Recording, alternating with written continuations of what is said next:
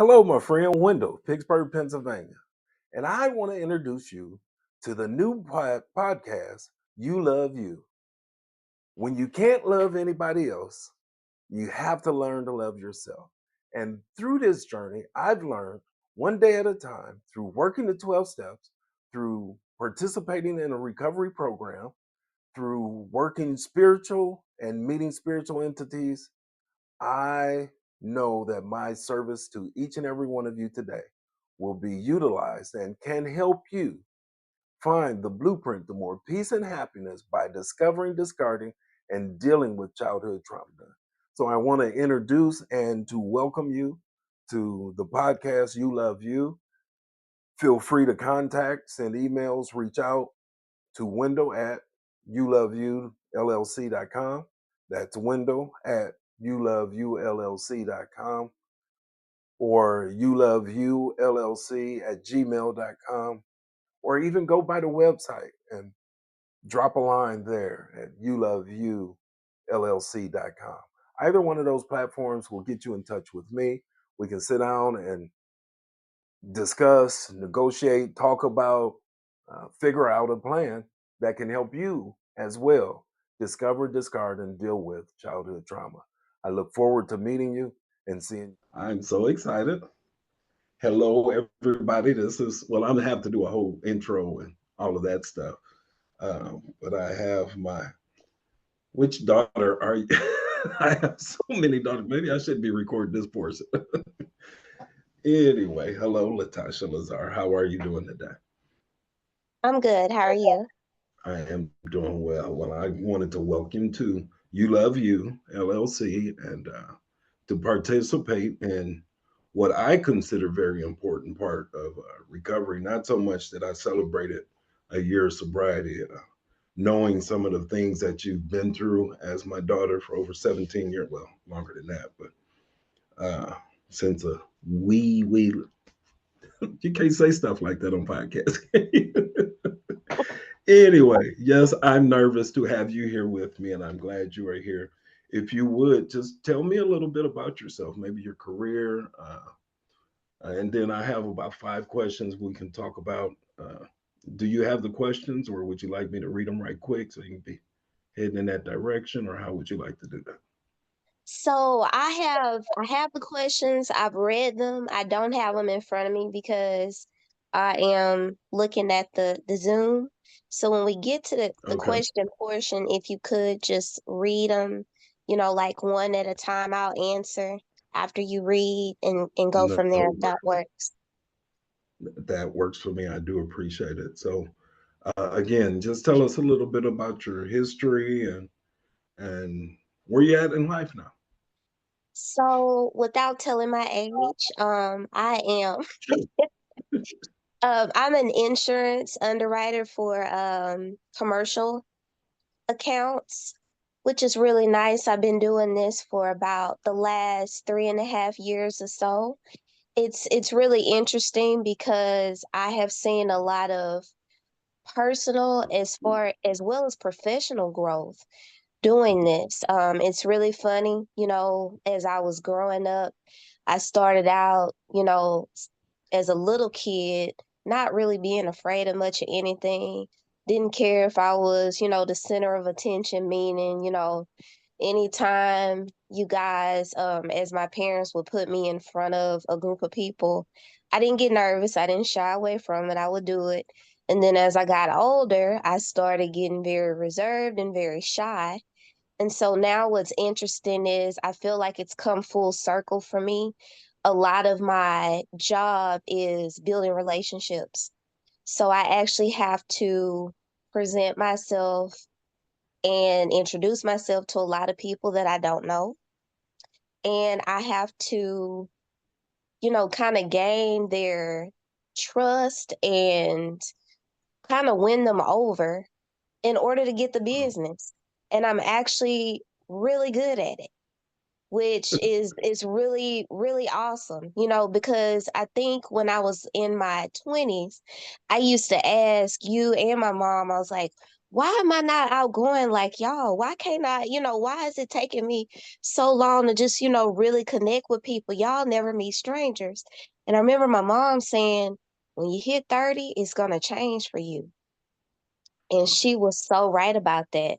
And just from that time up to now, I can't tell you how different it is. I mean, I feel like I'm the best version of myself now than I have been growing up, and I'm really proud of that. So, Wow. Well, I'm proud of you as well. And I know that the journey has been long. I remember moving to Houston back in 85, October 85 and 86, somewhere around 87, 88. Our lives intermingled, and it's just been a joy to watch you grow. And although I went overseas for 15 years, soon after some of those later years in life, it had some ups and downs. And so I felt it important to talk with family members because, of course, I wanted to do this when I celebrated a year's worth of sobriety, 360 days working the 12 steps and addiction all in a row. But I know at one time early in our lives, early in your childhood, we had some brushes with it. Uh, your mom did real good, I believe, on protecting y'all. And for the most part, I stayed sober most of your life. But I feel it's real important to have other family members discuss what other family members wouldn't be able to ask. And so that's why I've asked you to join me on this podcast and this venture. Just basically, not so much, well, whatever you feel comfortable saying, of course, feel free to do so. Uh, but it's more so to get a perspective of family members because me being the alcoholic and addict, I have one program. I have a program of carrying on and how to do my steps and a power greater than myself and all of these things. But for the family member that's looking in and kind of like, why can't you just get this? What is going on? Why do you have to do these kind of things? And there's a lot of family members out there that's suffering from not understanding why a person would, although know it's injurious, go out and do some things. So, one of the first questions that I do have for you, and if you, however you want to question, if you want to move to the next one, this is pretty open and liberal. I just wanted to get your perspective on somebody in recovery, some of your ups and downs, and maybe if I could have helped them do one thing, or did you feel guilty, or all of these things that I don't know as I've progressed through the 12 steps and as I have matured and done a lot of shadow work, a lot of writing, a lot of journaling, I have found out some of the truer things. One of the things when I went overseas, uh, how that could have affected, not only drugs and alcohol, being gone from home, knowing that I'm in a war zone and watching the news every day. So, leading all of that up to say, excuse me, the first question that I chose was, can you share your perspective on my journey towards sobriety and how it has impacted our relationship? Now, that can be in general sobriety. How has addiction, alcoholism, anything impacted your life? Specifically to me, if possible, but just in general. I have to say that, it's definitely been a journey. And as you experience things in your own life, so me speaking myself, as I kind of experience different things, even like in my dating life, for example, your perspective gets broader, you learn more, and you can kind of relate to something that you might have gone through where, for example, when I was a teenager, I might not have understood it as well. And then, fast forward 10 years later, it's like that makes sense, and that's why I respond to things the way that I am, the way that I do or whatnot. So one thing that I will start to say is I don't really feel like in my life it really didn't start affecting me until about 10 or 12 years old.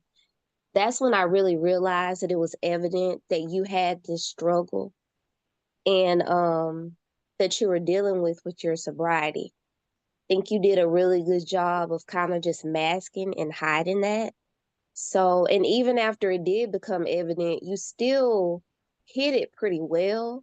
But like I said, as you get older, you can kind of notice things. I think one of the first times I noticed something was off, after you had been through recovery, maybe one of the first times that I knew about was our grandmother getting sick.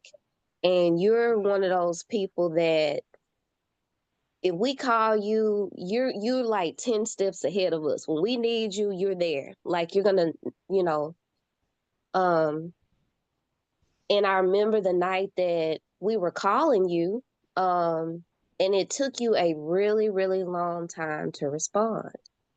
And I knew something wasn't right because that's not like you. It's just not like you at all. Um, that kind of became the reality of me recognizing that you had a struggle that was within yourself. As a kid, I didn't really understand everything that you were going through, what you were dealing with, what the power that the addiction had over you. I didn't really understand where it stemmed from or any of those things. Um, for me, it was just kind of, what can I do to support? And you were like, okay, so we're gonna go on these retreats and we're gonna go to some meetings and things like that. And I was like, yeah, I'll go. See what this is about. And, not all the time were there kids my age or whatever, but that never bothered me because I've always kind of felt like I fit in with people that were older than me anyway, better. Because I just sit there and talk like I was this little old lady, I guess, all the time anyway.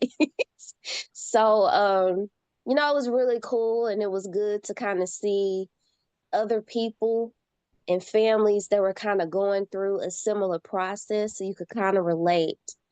It probably wasn't until I became a high school student where things really started making more sense to me. Like what's really going on. And, for example, there was a time where I think um, you were not, in the right state of mind, but you called my mom and you were like, hey, I need you to come and pick up the paycheck so you can take care of the bills and everything. And I need you to come and get my truck. So I'm going to go out and do what I need to do, but come take care of this so you guys are taken care of. And I had to go with her because I think I had just started driving and she couldn't drive, the vehicle there and then your truck back. So I had to do that, and what I remember, it wasn't a traumatizing memory, but I remember you being very spaced out. You were physically there, but you were not mentally or emotionally there. But what stuck out to me was I was like, wow, that's got to be a pretty strong person to still be able to say, you know what, I'm out here and I'm in the middle of this struggle and right now I'm not focused on being sober, but I still have responsibilities and to take care of my family. And I don't know if you Mhm. realize what type of impact that gave, but that was a very positive impact.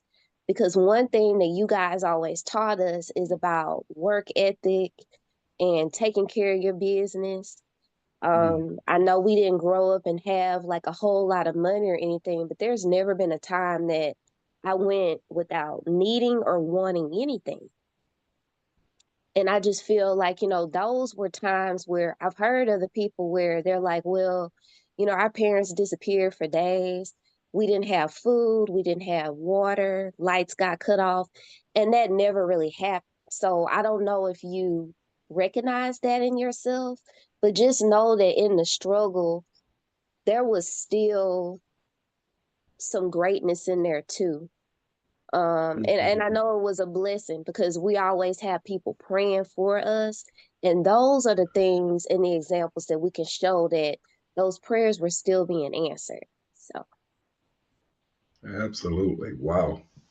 I forgot all about that. Thank you so much for the response. The second question that I had on here was, have you witnessed my growth and transformation since I started my recovery journey? I think you might have answered that here lately. with me being in the Pittsburgh area and away from Houston, Texas, I'm sure you didn't. Fortunately, you didn't have to experience the double whammy of me relapsing after about 15 years, from February 2nd, 2000 till about January 2016. I remember it almost down to January 29th, matter of fact. I was working overseas quite a bit at that time. You had already grown up.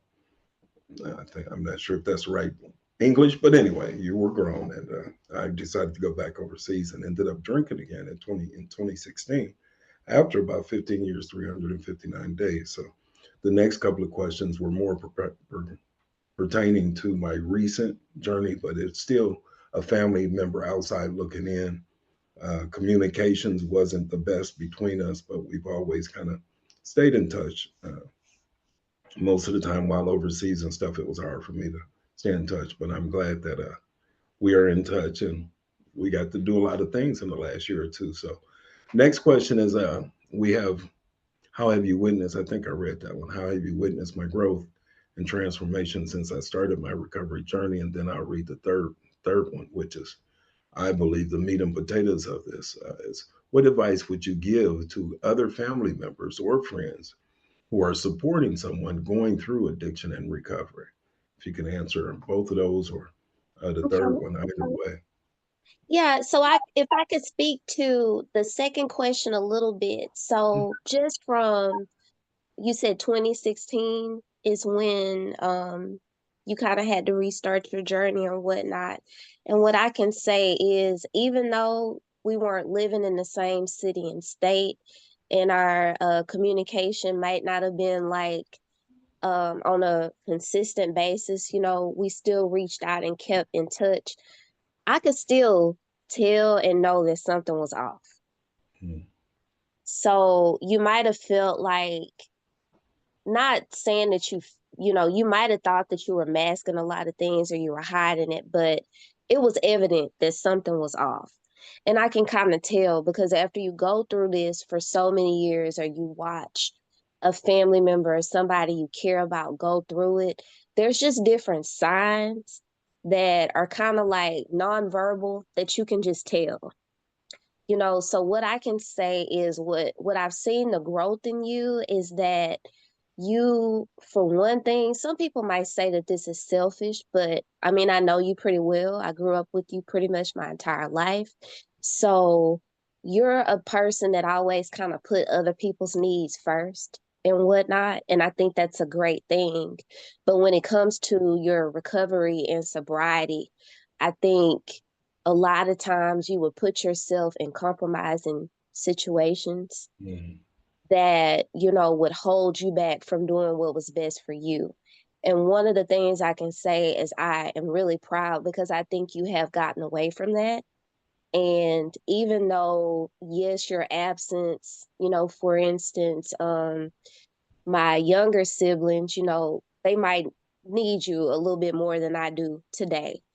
You're still focusing on what you need to do for yourself in your recovery. And the thing is, if you don't do that, you are not going to be here in the capacity that everybody needs you. Sure. So that's definitely some growth that I've seen. And just from that, the times that we do get together and the times that, we talk, we basically hear from each other almost on an everyday basis now. And you can tell it's really positive. You can tell when we're all in the room together, meaning you and all your girls, we really love each other and we connect like you wouldn't know some of the things that we've gone through as a family. Right. And I think that really speaks to the work that you've done, you know. Mm. So kudos for that. Awesome. Thank you. Um, the advice that I would give to other people going through this is, there might be a time where you look at yourself and you're like, what did I do? Have I been enabling behavior? What was my contribution to, why um, this has been an ongoing issue for the Mm. person that's going through it? What can I do, to make things better or whatnot? And I think what everybody needs to realize is, a lot of times addiction doesn't have anything to do with the people on the outside. Mm. Not saying that, in a relationship, no matter if it's father, daughter, husband, wife, sister, brother, whatever, we all do have our part in relationships. But when it comes to addiction, it's usually something that has to do with that person themselves. The best thing you can do is be supportive. And a lot of times, supporting that person is really focusing on yourself and what you can do to make yourself better and make yourself stronger. Mm, And when I say that, a lot of times, especially in the Black community, we're taught, oh, don't go talk to anybody, don't go to a counselor and this and that. But there's so many times I was in counseling for many years. I'm a big advocate of it, and I would go back in a heartbeat if I felt like I needed that. You go in there and you don't realize, you start talking about things and you realize that this might have stemmed from some of the experience I had seeing you go through your addiction. And until you know that about yourself, you're not being true to yourself. So you can't really help and support that other person the way you need to. So it's really important just to kind of focus on yourself, take care of yourself. I know for years you used to always tell me about the Al Anon meetings or whatever. Believe it or not, it wasn't until recently, maybe a couple years ago, that I realized those meetings are not for you to sit there and talk about the addict's issues or what you can do to help them. It's really for you to self reflect and talk about yourself, you mm. know, um, engage with other people that are going through the same thing that you're going through, and just to really focus on how you can recover and heal from this because it's a healing process for everybody. Awesome, thank you. And I'm glad you mentioned Al-Anon. I do remember early on trying to drag y'all to meetings. I think a couple of the other siblings was like, I ain't got nothing wrong with me. Why I gotta go? And your mom at the time was quite supportive. I often look back at some of the situations and things that we were in. I do remember going to New York one time for a convention, and that was a fantastic time. Wow. But Al Anon is truly a place where individuals can learn how to deal, how to help, and how not to help, encourage, or defend. The bottom line is, I wasn't sick because you didn't help me or you did help me. Like you said, I had a personal issue. And Al Anon just helps, not just helps. Al Anon is a supportive role to help you, like you say, take care of yourself. So I truly appreciate that. And the fourth step, we have two more questions, and we can talk however you like to talk. Number four is, what challenges did you face in understanding the supporting my recovery, and how did you overcome them? You just told me the answers to that, and basically counseling, Al Anon, working on self, realizing that it's not your fault. Uh, I'm not your responsibility, or the alcoholic addict. It's not the non alcoholic addict's responsibility. And pretty much to protect yourself, there's a lot of fallout and a lot of issues that come around addiction and drinking. Uh, and then it amazes me, though, as you stated earlier, and knowing all the journaling and all the writing and the processes that I've been through, how can a person totally normal get behind the wheel after having 1, 5, 15 drinks and expect not to get in trouble? Who chooses me to sit here and have this conversation with my daughter when others is, didn't get that chance, didn't get to make it to this point in life? And I'm really grateful and humbled that I have this opportunity and appreciate you. Uh, I think you answered the fourth step, the fourth question. And the fifth one, can you share a specific moment or a memory that stands out to you, highlighting the positive changes in my life since I got sober? And you also answered that. So, however, I appreciate everything. I appreciate the relationship, uh, the joy to have you meet your grandmother in person approximately a year ago was the joy of my life, and it's just been a beautiful journey. And As you say now, I realize that you could have been wondering where Dad at, what's going on, why he hadn't talked to me a week, a month, or however long it was, and the communication on a daily basis of just checking and letting y'all know, hey, I'm okay. Are y'all okay? Here's my location. I shared my location with y'all recently, because you just never know what happens in life. So I appreciate the open candor and the open conversation and all that you're doing. You've turned into a beautiful young lady, and I'm just so proud of you and glad that you're in my life. So, any closing remarks or anything, any of those questions that you like to? Now, I got a whole nother slew of questions. I could talk for for this. Ball is in your court. No, thank you. I really appreciate that. I think Lisa and I we talk a lot. Well, Lisa and I talk almost every day. If we go like 3 or 4 days without talking, and we're like, what's going on with you? That kind of thing. But we Mhm. talked about how, and I just lost my train of thought. No um, worries. no, but one thing that I will say, and maybe everybody doesn't agree with this, but like I said before, I've seen you as a parent, as a dad, as the head of the household, and as a provider, as a husband, where you have, taken on some things, maybe emotionally, sometimes physically, you know, that were to your detriment.